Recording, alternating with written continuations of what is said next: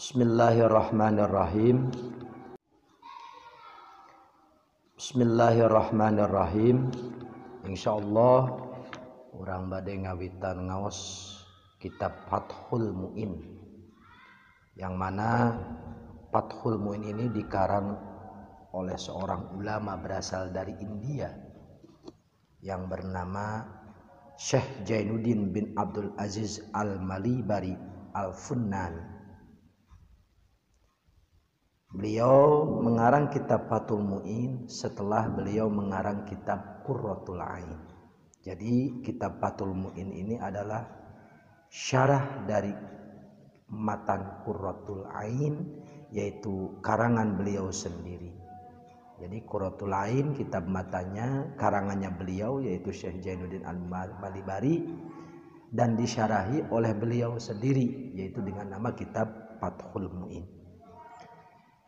Syekh Jainuddin Al-Malibari ini adalah seorang ulama dari India, yaitu berasal dari daerah Malabar. Beliau wafat sekitar tahun 972 Hijriah, atau kalau Masehinya yaitu 1579. Beliau banyak mengarang kitab, diantaranya yaitu Qurratul Ain dan syarahnya Fathul Mu'in, Irsyadul Ibad, dan lain-lain. Sebelum kita masuk kepada materi kitab Fathul Mu'in, yang mana kitab Fathul Mu'in ini akan membahas tentang ilmu fikih.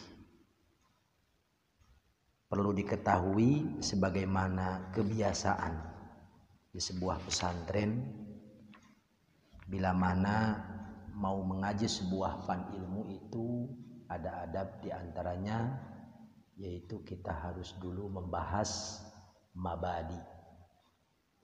Sebagaimana kata ulama, i'lam anna man aradal hawda fi fannin minal funun ayyatasawwarahu awalan qabla syuru'i fihi. I'lam, ketahuilah, sebagaimana para santri ketahui bahwa annama data ilam la tu'ta illa li syiddatil i'tina. Sesungguhnya kata-kata ilam itu tidak sembarangan digunakan kecuali dalam hal yang sangat penting. Di sini ulama mengatakan ilam berarti sesuatu yang sangat penting nih informasinya. Apa sesuatu yang sangat penting itu? Yaitu annaman aradal hawda, sesungguhnya orang yang ingin memperdalam fi fanin minal funun, dalam sebuah ilmu dari beberapa ilmu, ayyatasawwaruhu awalan, yaitu dia harus mentasawwur dulu, memahami dulu, mengetahui dulu persen per persen ilmu tersebut, qabla syuru'i fihi, sebelum melakukan terhadap materi. Alasannya apa? Alasannya yaitu listihalati tawajjuhin nafsi nahwal majhulil mutlaqi. Listihalati tawajjuhin nafsi, karena memang mustahil diri kita melakukan sesuatu nahwal majhulil mutlaqi, sesuatu yang sangat samar, belum tahu sama sekali. Seperti halnya kita, jikalau kita melakukan sesuatu yang baru dan memang belum tahu sama sekali, tidak mungkin kita akan melakukannya. Seperti antum semuanya disuruh mengoperasikan sebuah komputer yang memang kamu semuanya belum tahu apa itu komputer dan memang baru megang sekarang. Itu tidak mungkin untuk melakukannya, karena memang kita belum tahu, kita harus melakukannya, nggak mungkin. Seperti kita mau ngaji sebuah fan fikih Fathul Mu'in, di sini kitabnya kita belum tahu apa itu fikih, di dalamnya membahas apa, ya tidak mungkin kita akan langsung terhadap materi menjelaskan tentang fikih. Makanya oleh para ulama dikatakan bahwa sebelum kita meninjak kepada sebuah materi, maka kita harus mengetahui dulu pemahaman dasar. Kalau menurut bahasa kerennya pemahaman dasar atau disebut mabadi. Kalau bahasa kerennya yaitu basic understanding. Basic understanding yaitu pemahaman dasar atau kata bahasa santri mabadi ilmu. Terus ulama mengatakan lagi di sana, listihalatit tawajuhin nafsi nahwal majhulil mutlaqi wa yahsulut tasawwuru bima'rifatil mabadil asyarati. Bagaimana cara kita mentasawurnya? Kata ulama, caranya yaitu dengan bima'rifatil mabadil asyarati, yaitu dengan cara kita mengetahui mabadi, yaitu penjelasan tentang dasar-dasar sebuah ilmu yang mana sudah didefinisikan oleh ulama jumlahnya 10. Ini sudah definitif dikarang oleh seorang ulama, yaitu mabadi ilmu itu jumlahnya 10. Nah, mabadi yang 10 itu dalam rangka mentasawur sebuah ilmu sebelum kita melanjutkan terhadap sebuah materi. Mana yang 10 tersebut? Yaitu yang ada dalam sebuah nadzoman para ulama, inna mabadi kulli fanin asyrah al-hadu wal mawdu'u summa samrah wa fadluhu wa nisbatun wal wadi wal ismul istimdaduhu musyari masailun wal ba'du bil ba'di tafa wa mandarol jami'a haja syarofa. Inna mabadi kulli fanin asyr, sesungguhnya basic understanding atau yang disebut pemahaman dasar sebuah ilmu itu jumlahnya ada 10. Yang pertama, yang 10 itu adalah al-haddu, yaitu definisi. Maksudnya apa? Maksudnya sebelum kita melanjutkan terhadap sebuah materi, sebuah ilmu, kita harus tahu dulu apa definisi ilmu yang akan kita kaji itu. Nah, di sini kita akan mengaji nyata sebuah ilmu yang dinamakan ilmu fikih. Maka sebelumnya kita harus mendefinisikan dulu apa itu fikih. Nah, fikih itu ada menurut lugat, ada menurut istilah. Fikih menurut lugat atau dengan kata lain menurut etimologi. Fikih menurut etimologi atau menurut lugat yaitu al-fahmu. Fikih itu kan bahasa Arab, artinya al-fahmu, paham. Apa itu paham itu? Paham adalah tarassumus syai'i fi dzihni, tergambarnya sesuatu dalam hati kita, itu namanya paham. Kita tahu 1 tambah 1 2. Nah, itu paham, sebab 2 itu tergambar dalam diri kita. Ketika 1 tambah 1 2 tergambarlah dalam diri kita, yaitulah namanya paham. Dan paham itu yang disebut dengan fikih. Fikih itu al-fahmu. Dan paham itu tarassumus syai'i fi dzihni, tergambarnya sesuatu dalam hati. Jadi fikih itu artinya faham, karena fikih kan bahasa Arab, fahima yafhamu fahman. Jadi fikih itu paham. Makanya fikih itu faqiha yafqahu fikhan. Ada lagi yang mengatakan faquha yafquhu fikhan. Dah, kita lanjut. Jadi fikih menurut lugat itu adalah al-fahmu, paham. Jadi fikih itu paham. Paham apa saja, kita paham 1 tambah 1 2. Kita paham jahit lagi berdiri, paham. Itu fikih. Kita tahu paham bahwa Tuhan itu Allah, itu juga fikih. Terus yang kedua ada fikih menurut istilah, yang mana fikih menurut istilah yang akan kita bahas ini. Apa fikih menurut istilah itu atau menurut terminologi? Fikih menurut terminologi adalah al-ilmu bil ahkami syar'iyyati al-amaliyati al-muktasabu min adillati hat-tafsiliyah. Fikih itu al-ilmu, mengetahui. Maksud mengetahui di sini yaitu don, bukan yakin tahunya, tapi tahunya don. Sebab hasil dari fikih itu, ilmu fikih adalah don. Al-ilmu bil ahkami syar'iyyati, mengetahui terhadap hukum-hukum syara. Mana hukum syara itu? Yaitu 1 wajib, 2 sunnah, 3 haram, 4 makruh, 5 mubah. Ada lagi yang mengatakan menurut ulama mutakhirin ditambah yaitu khilaful aula. Jadi yang namanya fikih itu kita mengetahui terhadap bahwa pekerjaan ini adalah wajib. Wudu itu niat dalam wudu itu wajib hukumnya. Seperti kita tahu bahwa sholat witir itu adalah sunnah. Seperti kita tahu lagi bahwa memakan pete itu adalah hukumnya makruh. Nah itu fikih.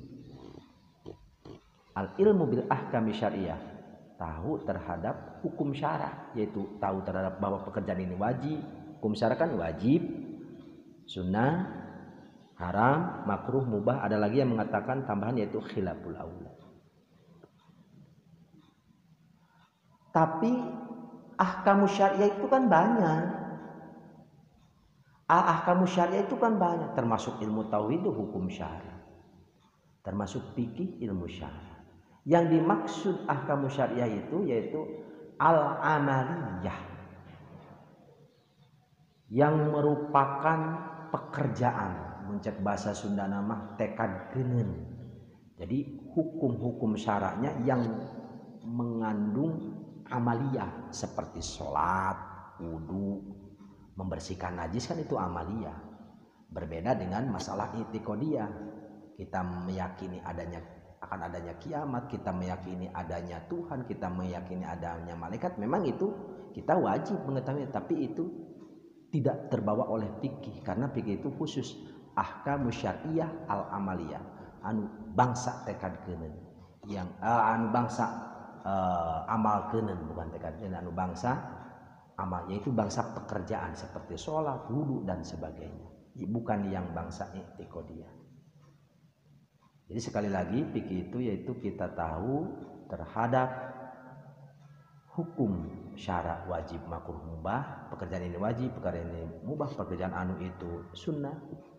Tapi hukum syaranya yang bangsa amaliyah seperti wudu, sholat dan sebagainya, bukan bangsa i'tiqadiyah. Terus al-muktasabu, yang mana ilmu tersebut muktasab, dihasilkan, diusahakan, dikasab. Yang mana kita tahu, seperti kita tahu bahwa sholat witir itu sunnah, itu hasil dari menggalinya Imam Syafi'i, hasil kasabnya, mencarinya Imam Syafi'i dari hadis dan Al-Quran.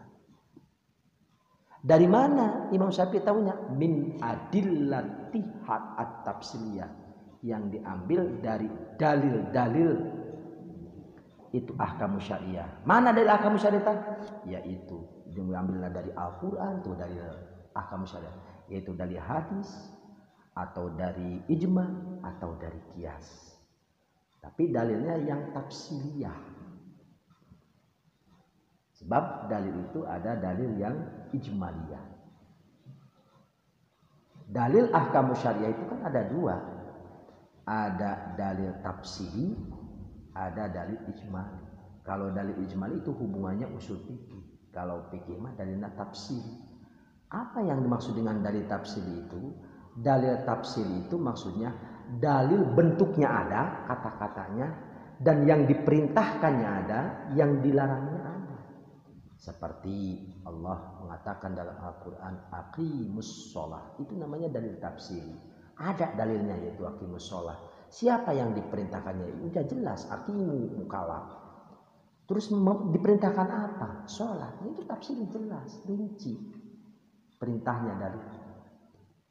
Sebaliknya berbeda dengan dalil ijmali. Dalil ijmali itu baru mentah, dalil mentah. Mana bentuk dalilnya nggak ada. Apa yang diperintahkan, apa yang dilarang nggak ada. Seperti apa? Seperti ada kaidah dalil ijmali itu seperti al-amru lil wujub, baru mentah. Mana amarnya, perintahnya? Belum ada. Ini baru teori. Al-amru lil wujub, ketika ada amar itu menunjukkan hukumnya wajib. Terus perintahnya mana? Ya belum ada. Yang berarti ijmali. Terus yang diperintahkannya siapa? Belum ada. Terus memerintahkan apa? Belum ada. Nah, berarti ijmali. Al-amru lil wujub seperti an-nahyu lit tahrim, itu dalil-dalil baru mentah, belum ada bentuk dalilnya, baru teori. Nah, itu ijmali. Kembali lagi, kalau fikih itu dalilnya diambil dari dalil tafsiri yang sudah ada bentuk dalilnya seperti Al-Quran, hadis, ijma' qiyas. Nah, terus tadi kan ada kata muktasab. Fikih itu mengetahui wajib, ini pekerjaan wajib, ini pekerjaan sunnah. Yang mana ilmu tersebut hasil ladang kasab, ladang usaha, ladang menggali seseorang. Berarti pemahamannya, kalau kita tahu contoh pekerjaan ini wajib, seperti malaikat. Malaikat itu tahu sholat itu wajib. Nah, karena ilmunya malaikat itu bukan muktasab, artinya bukan ladang masantren, lain ladang ngaji, itu secara otomatis dikasih oleh Allah refleks tahu, maka tahunya malaikat terhadap sholat itu wajib seperti tahunya malaikat niat dalam wudhu itu wajib, itu tidak disebutkan fikih. Makanya malaikat nanti tidak disebutkan al-faqih. Terus siapa yang disebutkan fikih itu bagi siapa? Yaitu bagi ulama yang menggali hukum dari Al-Quran hadis, seperti Imam Syafi'i, seperti Imam Abu Hanifah, seperti Imam Malik, seperti Imam Ahmad bin Hanbal, seperti Imam Sufyan As-Tsauri, seperti Sufyan Uyainah, seperti Imam Daud Dhuhiri, Imam Syihabuddin dan yang lain. Jadi kalau kita nih, saya bukan mujtahid. Saya tahu, sekarang tahu kita itu bahwa niat dina wudu itu hukumnya wajib. Tahunya saya terhadap niat dina wudu itu wajib, itu bukan hasil ladang kasab saya. Karena saya mah tahunya dikasih tahu oleh guru saya, dan guru saya dikasih tahu. Terus ini ladang siapa ini kasabnya? Yaitu ladang kasab Imam Syafi'i. Oh, oleh karena itu beliaulah yang berhak disebutkan fikih, atau orang Imam Syafi'i itu nanti disebutnya al-faqih.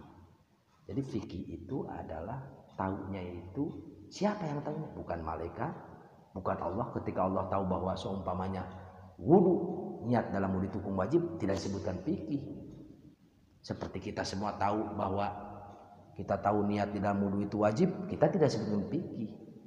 Kenapa? Karena tahunya kita bahwa niat dalam wudu itu wajib, itu bukan hasil ladang kasab kita. Itu mah dikasih tahu kita. Itu bagi siapa? Ya bagi mujtahid mutlak seperti Imam Syafi'i yang menggali langsung beliau dari Al-Quran atau hadis. Terus tahunya malaikat tidak disebutkan fikih karena malaikat tahunya bukan ladang kasab, itu langsung ilham dari Allah. Lalu ketika Allah tahu seumpamanya niat dalam wudu itu wajib, tidak disebutkan fikih Allah. Sebab ilmu Allah tidak hasil kasab. Nah, itulah definisi fikih. Sekali lagi, fikih itu adalah al-ilmu bil ahkami syar'iyyati al-amaliyati al-muktasabu min adillatiha tafsiliyah. Tahunya seorang mujtahid terhadap hukum syara, tapi hukum syaranya bukan bangsa i'tikad, tapi hukum syara yang bangsa amaliyah seperti sholat, zakat, puasa, nikah. wudu, seperti wajibnya wudu, niatina wudu, seperti witir itu sunnah. Nah, tahunya seperti itu. Kalau kita tahu semuanya mustahil tahu bahwa akan adanya kiamat, kita tahu wajib bahwa kita harus seperti kita wajib meyakinkan bahwa akan terjadi kiamat. Nah, tahunya akan terjadi kiamat itu tidak disebutkan fikih, karena itu mah hukum syaratnya yaitu yang bangsa i'tiqadiyah. Nah, di sini itu definisi fikih.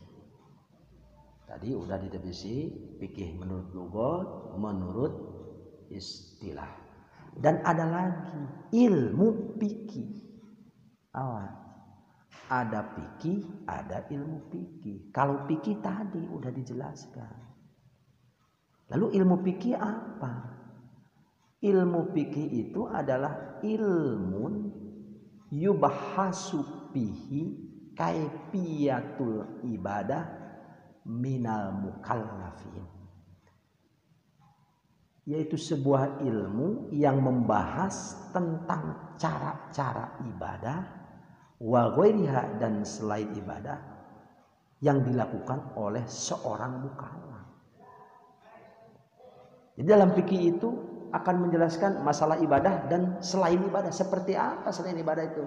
Seperti masalah nikah, seperti muamalah, seperti jinayah. Karena dalam fikih itu ada 4 sub. Ilmu fikih itu terbagi 4 sub, yaitu sub rub'ul ibadah, seperempat, yaitu menjelaskan ibadah. Yang kedua rub'ul munakahat, sub munakahat, yaitu seperempat lagi fikih itu akan menjelaskan tentang nikah dan talak, seperti apalagi dan lain sebagainya yang berhubungan dengan pernikahan. Yang ketiga fikih akan menjelaskan sub yang ketiga itu rub'ul muamalah, tentang muamalah, tentang sosial kemasyarakatan seperti jual beli, gade menggade, pinjam meminjam, seperti menyewakan dan sebagainya, itu sosial. Dan yang keempat sub fikih itu yaitu masalah jinayat, rub'ul jinayat, yaitu seperempatnya masalah jinayat, yaitu tentang masalah hukum pidana, seperti bagaimana yang mencuri harus dihukum, yang zina harus dihukum, sebagaimana hukumnya perang, apakah orang kafir harus diperangi atau tidak. Nah, itu fikih. Jadi fikih itu sekali lagi ada 4 sub, yaitu sub ibadah, sub munakahat, sub muamalah, dan sub jinayah. Nah, itu adalah ilmu fikih. Jadi ilmu fikih itu ilmu yang ingin menjelaskan tentang pekerjaan sebuah mukallaf, tentang ibadahnya, sosialnya, tentang hukum-hukum jinayatnya, pengadilan, dan tentang pernikahannya, keluarganya. Yang kedua dari mabadi fikih yaitu al-haddu wal maudu. Maudu itu apa? Yang kedua, seorang santri sebelum kita menjelaskan tentang materi sebuah ilmu harus tahu dulu, yang kedua yaitu harus tahu dulu tentang maudu sebuah ilmu. Karena kita akan mengkaji ilmu fikih, maka apa maudunya ilmu fikih itu? Apa maudunya ilmu fikih itu? Maudunya ilmu fikih yaitu af'alul mukallafin, ruang lingkup maudu itu, ruang lingkup yang akan dibahas oleh ilmu fikih, yaitu tentang pekerjaan-pekerjaan mukallaf. Ilmu fikih tidak akan membahas tentang masalah ayeuna kata majaz, kata amar, kata nahi, tidak akan membahas tentang bagaimana kita harus percaya kepada Allah, percaya kepada malaikat. Itu mah ada lagi beda ilmunya, itu tauhid. ruang lingkup yang akan dibahas oleh ilmu fikih itu hanya akan menjelaskan pekerjaan-pekerjaan mukallaf.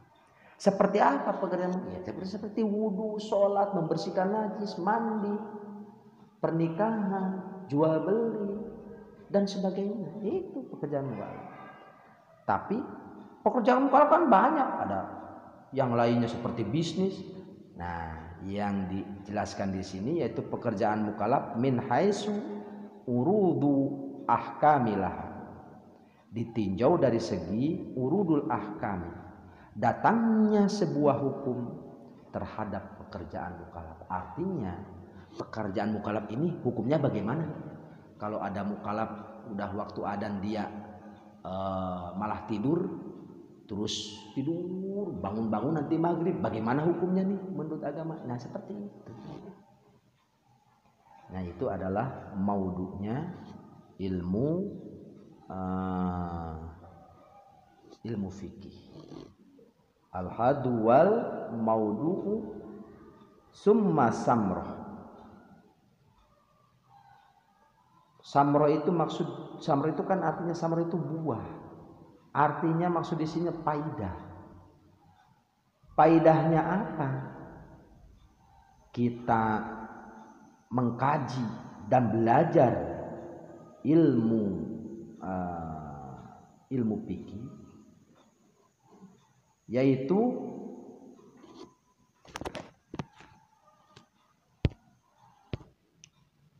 faidahnya yaitu imtisalu awamirillah wajtinabu nawahi. Faidah dari belajar fikih yaitu kita akan bisa melaksanakan perintah-perintah Allah sesuai dengan syariatnya, dan wajtinabu nawawi akan bisa menjauhi larangan-larangan Allah dengan aturan-aturannya. Itu adalah faidahnya atau samroh dari